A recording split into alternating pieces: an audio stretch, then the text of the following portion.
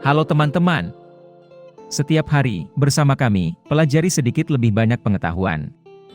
Dalam video hari ini kita akan belajar tentang Kuba, negara yang telah diembargo oleh AS selama bertahun-tahun. Pertama kita akan belajar tentang bendera dan lambang negara. Bendera Kuba diadopsi pada tahun 1902 setelah Kuba memperoleh kemerdekaannya dari Amerika Serikat.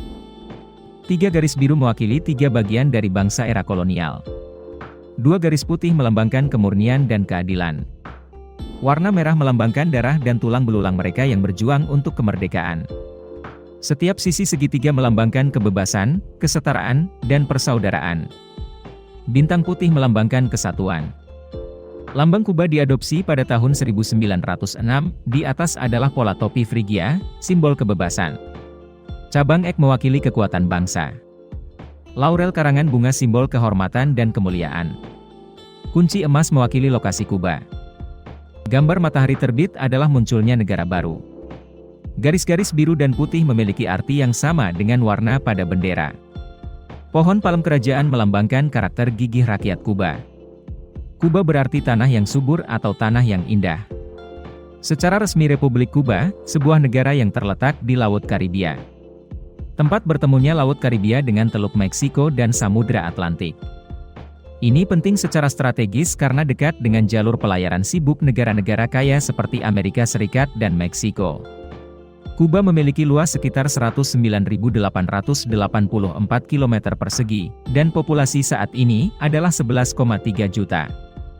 Di mana ibu kota, Havana, adalah yang terpadat dengan lebih dari 2 juta orang. Ini adalah pelabuhan utama dan pusat komersial terkemuka Kuba. Dalam hal sumber daya alam, Kuba dikenal dengan cadangan nikelnya yang besar, terutama terletak di timur laut. Ini adalah bahan penting untuk produksi paduan tahan karat dan tahan korosi. Kuba adalah salah satu dari 10 produsen nikel terbesar di dunia, dengan sekitar 50.000 ton per tahun. Ini adalah salah satu penghasil devisa utama negara itu.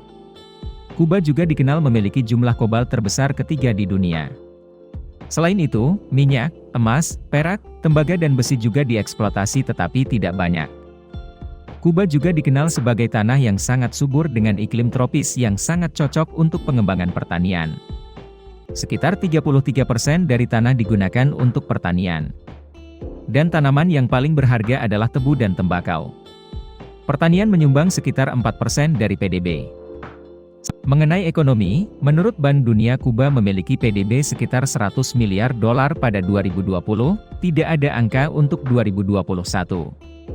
Dengan demikian, PDB rata-rata 8.850 dolar setara dengan Brasil dan Turki. Meskipun tidak terlalu kaya, itu adalah angka yang mengesankan untuk negara yang telah diembargo oleh AS selama beberapa dekade. Ekspor utama Kuba adalah tembakau, gula-gula, biji nikel, alkohol, dan minuman. Secara umum, barang-barang tersebut tidak membawa nilai tinggi. Total nilai ekspornya hanya 1,8 miliar dolar. Pers Amerika dan beberapa negara barat telah menunjukkan bahwa mereka tidak menyukai Kuba karena rezim komunis, tetapi mereka tidak dapat menyangkal bahwa Kuba memiliki indeks pembangunan manusia yang cukup tinggi. Meliputi kesehatan, pendapatan, dan pendidikan dengan skor 0,778. Ini adalah skor yang sulit dicapai oleh negara berkembang manapun. Di mana harapan hidup rata-rata adalah 79 tahun, tingkat melek huruf 99,8%, tingkat kelulusan sekolah menengah adalah 98%. Menurut Organisasi Kesehatan Dunia, Kuba dikenal di seluruh dunia karena kemampuannya untuk melatih dokter dan perawat yang sangat baik. Mereka yang kemudian dapat membantu negara lain yang membutuhkan. Sejak 2014, sekitar 50.000 dokter dan perawat telah dikirim untuk memberikan perawatan kesehatan ke 66 negara di seluruh dunia. Ini membantu mendatangkan pendapatan mata uang asing yang luar biasa sekitar 11 miliar dolar setahun. Lebih dari 6 kali total nilai ekspor barang. Dari segi pariwisata, Kuba dikenal sebagai tempat dengan pesona yang tak tertahankan dengan pantai yang halus seperti mentega, seindah surga. Wisatawan bisa datang ke sini untuk melihat kota-kota kuno dari masa kolonial. Atau naik ke delek tahun 1950. Penuh dengan aroma rum dan asap cerutu. Pada 2018, Kuba menyambut hampir 4,8 juta turis. Jumlah yang cukup besar dibandingkan dengan populasi lebih dari 11 juta orang. Ini membantu menghasilkan sekitar 2,55 miliar dolar pendapatan bagi negara.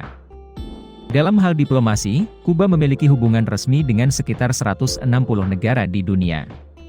Dan beberapa negara yang memiliki hubungan khusus adalah Venezuela, Amerika Serikat dan Vietnam.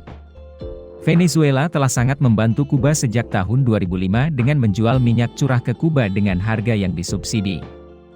Diperkirakan pada tahun 2020 nilai minyak yang didukung ke Kuba adalah sekitar 6 hingga 8 miliar dolar. Sebagai imbalannya Kuba mengirim sekitar 20.000 dokter ke Venezuela untuk memberikan layanan medis kepada orang miskin. Dengan Amerika Serikat, hubungan diplomatik antara kedua negara terputus pada tahun 1961, dan embargo ekonomi diterapkan sejak tahun 1962. Dapat dikatakan bahwa Amerika Serikat adalah musuh rakyat Kuba karena telah lama membuat negara ini sulit berkembang. Meskipun pada tahun 2015 mantan Presiden Obama mengumumkan bahwa AS akan melonggarkan pembatasan perdagangan dan perjalanan dengan Kuba. Namun sejauh ini belum ada tindakan nyata yang dilakukan. Embargo terhadap Kuba sebagian besar tetap sama. Dalam hal militer, Kuba memiliki kekuatan yang relatif sederhana dengan sekitar 50.000 tentara reguler. Anggaran pertahanan hanya sekitar 500 juta dolar. Sebagian besar senjata dan peralatan Kuba berasal dari Soviet. Secara umum, tentara Kuba cukup lemah dengan posisi ke-73 di dunia. Kuba tidak pernah memiliki militer yang kuat dalam sejarah Kuba. Tentang pendiri Partai Komunis adalah Fidel Castro, dia pernah menjadi musuh bebuyutan Amerika Serikat. Karena dia melakukan dua kejahatan besar, salah satunya menggulingkan kediktatoran Fulgencio Batista pada tahun 1959.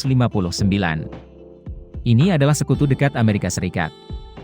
Kedua, setelah menggulingkan kediktatoran, bersahabat dengan Uni Soviet, musuh nomor satu Amerika saat itu.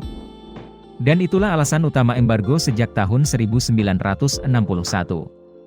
Bahkan, pada saat itu, Amerika Serikat dapat menghancurkan rezim non-Den Castro sepenuhnya. Namun, karena ketakutannya terhadap Uni Soviet, AS tidak bisa berbuat apa-apa lagi. 1958 hingga 1961, di tengah Perang Dingin, Amerika Serikat telah mengerahkan sekitar 100 rudal nuklir di tanah Inggris, Italia dan Turki untuk mengancam Uni Soviet. Untuk mempertahankan sekaligus menanggapi ancaman itu, Uni Soviet membawa sistem rudal nuklir yang dipasang di Kuba pada tahun 1962.